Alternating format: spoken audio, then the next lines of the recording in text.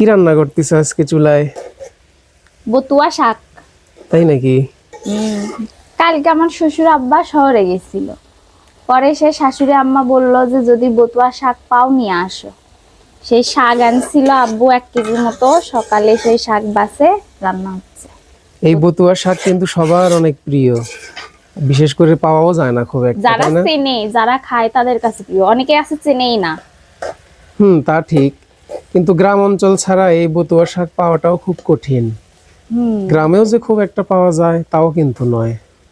তো কিভাবে রান্না করলে? আগে মাটির পাতিলে ভাপ দিয়ে নিলাম, নিয়ে এখন বাটিতে করে তেলানি করছি। তাই? হুম মনে হয় তো সেই রকম হবেই, যে সেন্ট বাইর হচ্ছে কেলানি দিচ্ছ। হুম তেলানি। যাক, ভালোই। ভাজি এখন প্রায় শেষের দিকে, হয়ে গেছে শাক ভাজি।